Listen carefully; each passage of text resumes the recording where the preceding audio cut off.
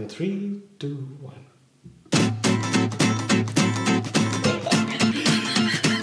All right, we're back. I like the music. You like them? You usually can't hear the music, right? So this time, that's why I brought this along, doing this. And last time I forgot this. I have to introduce you. I forgot to introduce us last time. I'm Ishan Lalit. I'm Ritu Lalit. And this is the Book Chat. Yeah. All right, and today we're reviewing... what are we reviewing? Kindred Spirits by Mark Anthony and Ellen Porath. Wait. Let me go on Goodreads to open this. Because we have somewhere lost the Kindred Spirit. Who did you say it's by? Mark Anthony. Mark Anthony. That reminds me of that singer, you know. That reminds me of the Roman. Wow. That, yeah, well. the Roman, what was Cleopatra's lover. Yeah, but what was he? Was he? He was a senator. No, he was one of the tries. What were they called? Triumvirate? He was one of the triumvirate, right? Yes. And he had Egypt under his belt. And Cleopatra, and he also sired a child by her. Yeah, who never made it. She was the daughter, I think, was taken away. But we are digressing. Yes, we have to talk about Kindred Spirit. And I'll be reviewing Magic Binds by Ilona Andrews. So are we going to start with your book or mine? We can start with my book. Go ahead. Kindred Spirits. It's a fascinating tale of two misfits. Wait, let me read this. This is interesting. I just opened up the Goodreads page, okay, people? And it starts with Kindred Spirit, Dragonalance, Meeting Sectet 1. Okay, Magic and Murder. When Flint Fireforge, Dwarf, and Metalsmith receives a wondrous summons from the Speaker of the Sun, he journeys to the fabled elven city of Qualinost, where he meets Tanis, a thoughtful young born of a tragic union between elf and man. Tanis and Flint, each a misfit in his own way, find themselves unlikely friends. Something has to be said about the hyperbole in this paragraph. Give the man a break. He wanted to sell his book. Oh, well, I would do the same thing. Yeah, so would I. So it's by two authors. Yeah, Mark Anthony and Ellen Porath. That's going to be a common theme today. Two authors writing a book. Look, people, I'm writing a book, okay? This is my mother sitting here. I wouldn't trust her. I won't give my book to her. And she wouldn't do the same thing. Would you trust me for co-authoring a book? You'd shred my input into pieces. My ego cannot survive that. I would rather avoid it. Same here. You would most probably go like, no, this doesn't work. And I would be like... you know us authors, we are the worst critics possible. We are really horrible. So it's a major, it's a major thing. It's like trusting someone with your newborn infant, yeah? You're giving a theme to somebody and taking inputs from that person. And if your inputs do not match, because you are thinking, when you're writing a book, you're thinking about 3 or 4 steps ahead, and your inputs don't match, and you go like, okay, these are my pointers, and this is what I'm going to follow. And she goes like, yeah, but this doesn't match this input, and this doesn't match that input, plus I have to put these parts in, because I want to put my stuff in, and it would amount to homicide. Yes. Yes, at the very least. All right. And so tell us about this book. What is it about? There is this boy called Tanis or Tantalus who is actually the speaker of the sun's. What's the speaker of the sun? He's, well, you could call him the king of Kolinost, the Okay. elven place. Why can't you just say king in the description? Well, anyway. It's so that they didn't say it because you had to ask that question. They probably wanted that. Okay. That's stupid. Okay. So the speaker of the sun's brother gets murdered by band of brigands, and his wife gets raped. So she survives as long enough to give birth to this child. She wanted to know whether it was her husband's child or the product of rape. The moment she realizes that the child is part human, she dies. Oh, okay. And the elves are racist. They don't like humans. They want to make elf great again.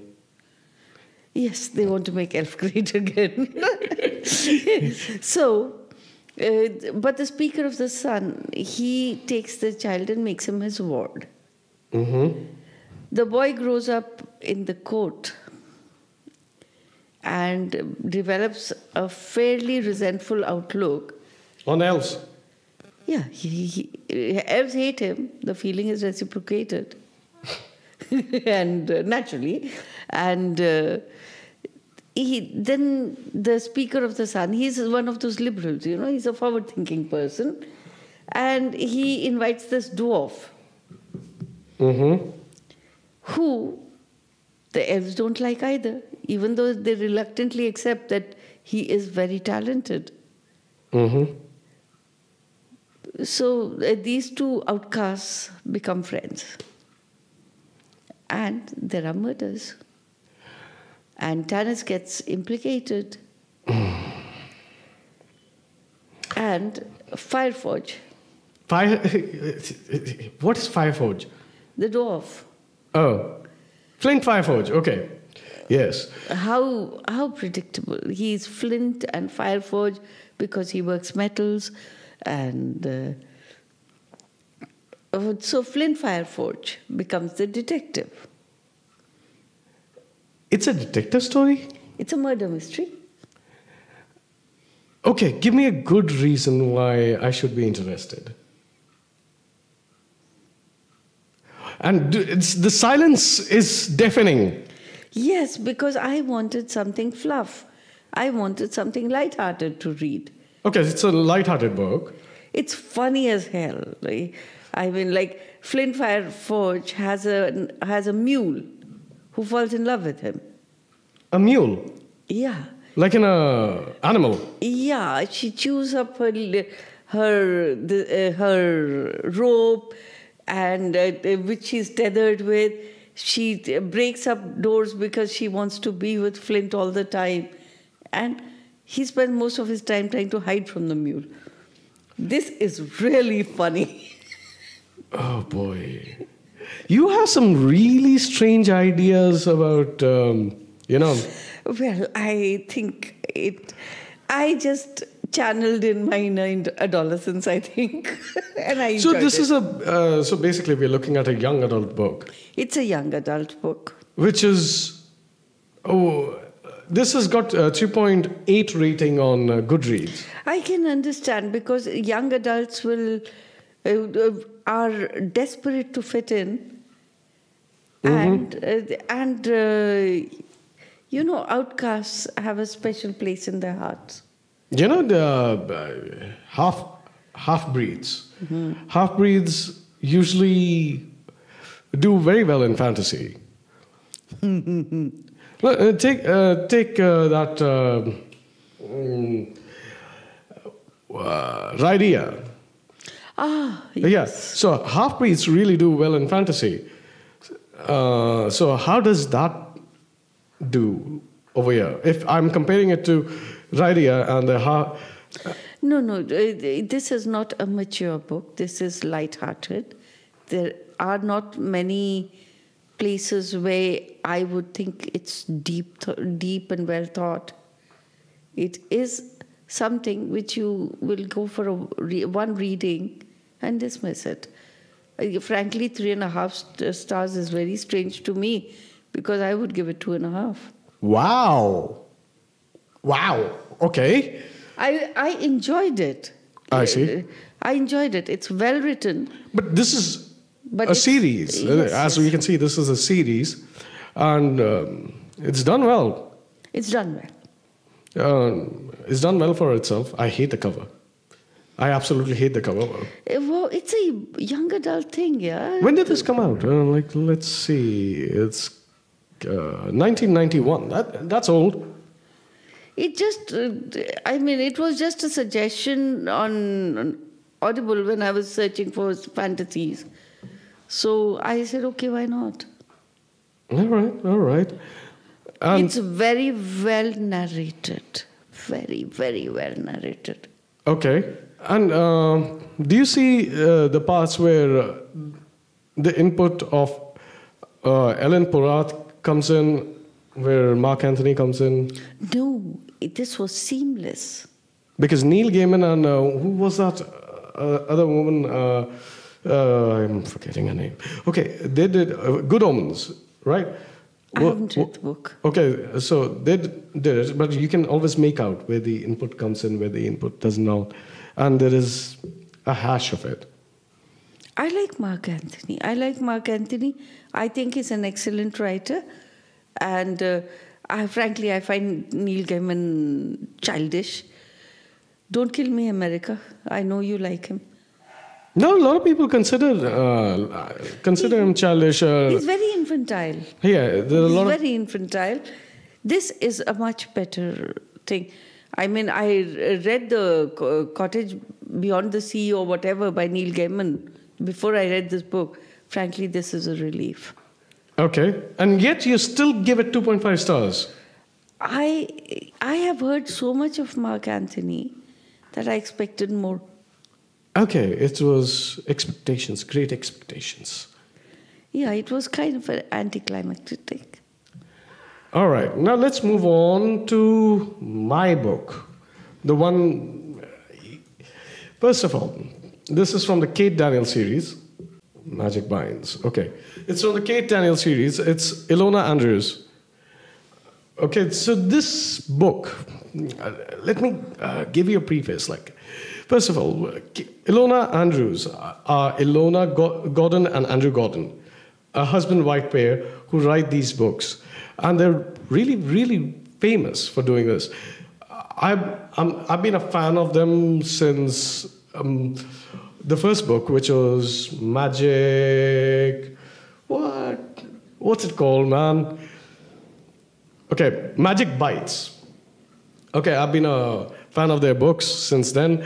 And it's one of my guilty pleasures. The magic system in this book is amazing. Okay, magic comes in waves. There is a technology wave, there is a magic wave. Magic is coming back to Earth, and it's killing technology everywhere. So... Such utter fun. Yes, that's where Andrew Gordon excels. Magic is coming in, technology. So at the point of time, guns will work. Okay, then magic hits, guns stop working. Now you have to go back to crossbows or magic. Such utter fun.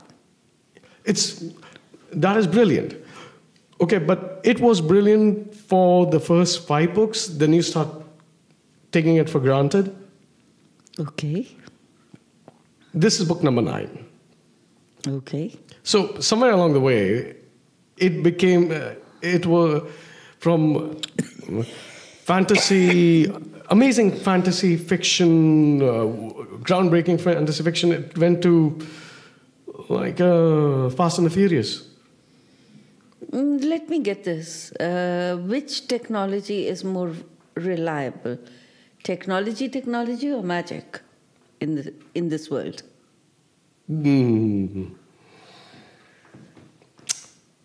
I would say they both are. Well, technology is slowly deteriorating, so you can see technology going down.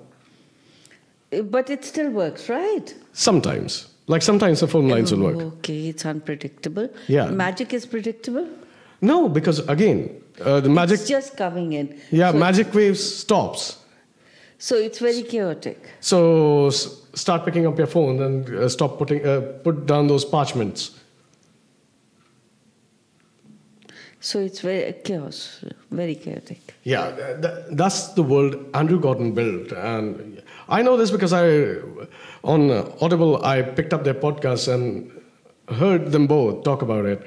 So this is the world Andrew Gordon built, but the main lead is by Ilona Gordon. Okay, The girl. Yeah, Kate Daniels. The amazing character. Brought up from birth to be a killer. Okay, to survive in this world because somebody's hunting her. Which you by the end of second book you learn is Nimrod, the great Nimrod sorcerer who slept through the technology era and has woken up and is her father. So he wants to kill his daughter. Well, yeah, sort of, yes.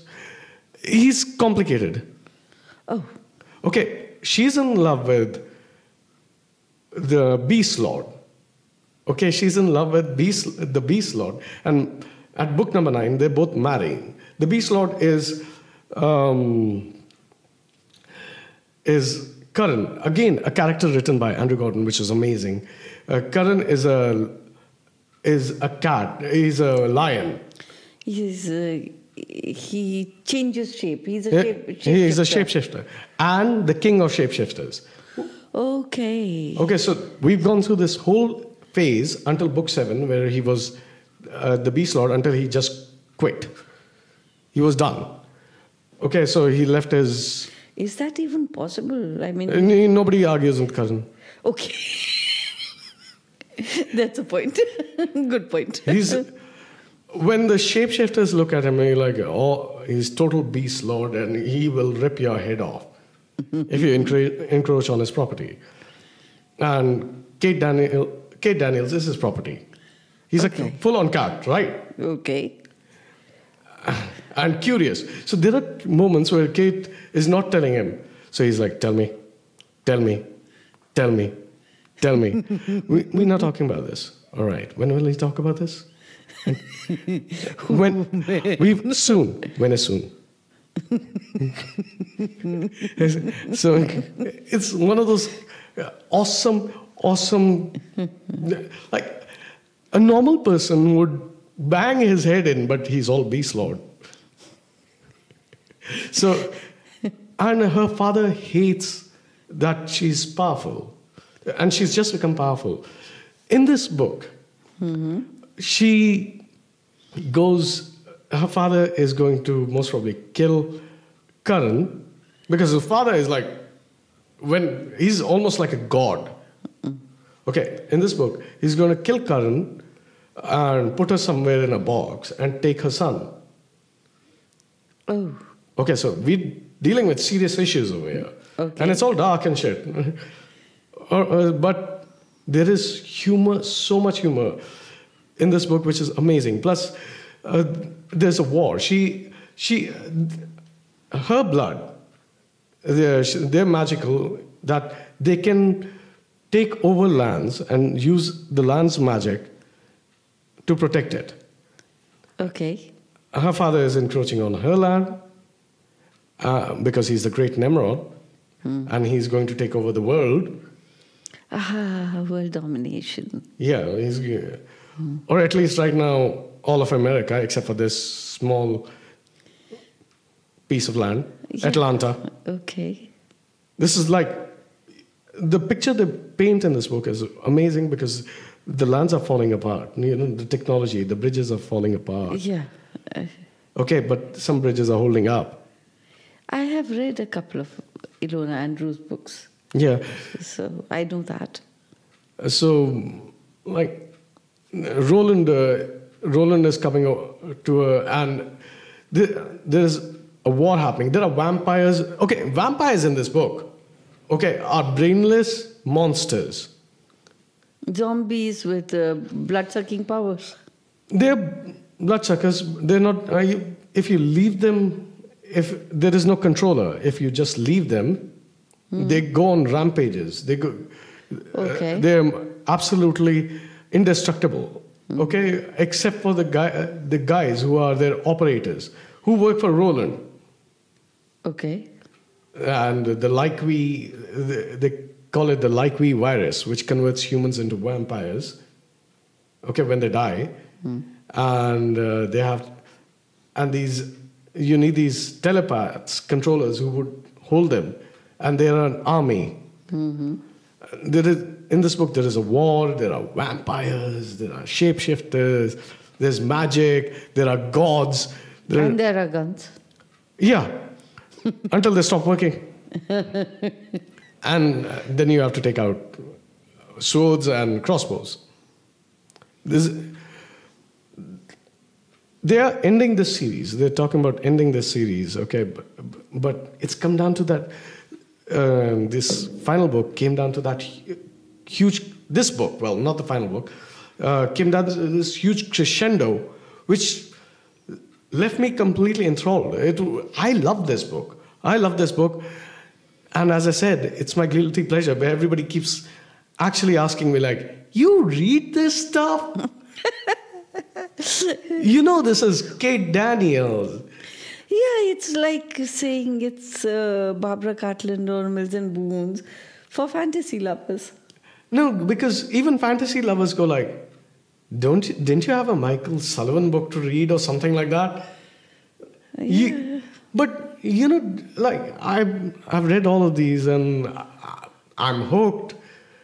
But looking at the rating, it's 4.61 on Goodreads. It's something that young people would like. They don't give me that. Even Alcatraz has fantastic ratings. Well, those are Brandon Sanderson fans. You do not F with Brandon Sanderson fans. They leave you hate. They dislike your videos so much that it is found somewhere at the bottom of the pile. Yeah. Of chaos, of the undernet. There is the dark internet. No, but I think it's the 13-year-olds and 14-year-olds who would love Alcatraz series. Frankly, I read them. Yeah, well, it is Alcatraz and the Evil Librarians, right? Yeah, I enjoyed it. But then I wouldn't do a book chat about it. Okay. But Magic Binds is... There are sex scenes in this book. Every book has very heavy-duty sex scenes. Okay. So it is mature. Oh. So I don't think it's like that. Like the whole Barda clan. The whole Barda clan, these are hyenas, okay? The whole Barda clan, the men are all playboys. They're all playboys. And they got these flirty things going on, and women throwing themselves at them. So there is a lot of mature theme over here. It's not like Alcatraz, but that's what people keep saying. It's like, is that fantasy sex scene kind of a book? No, it's actually much more. I love this book. I love Ilona Andrews, and I'll say it. I'm putting myself out there, internet. Don't kill me. All right. So I would give this... I like this book, so I'll give this 4. It's no way close to 4.61.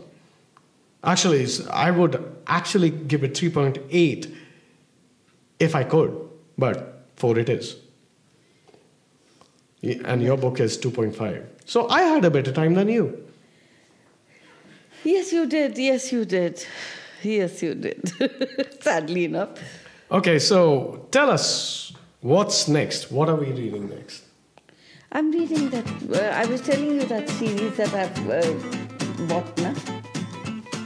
Code Breakers. Code Breakers. Yes. What is Code Breakers? I haven't yet started it.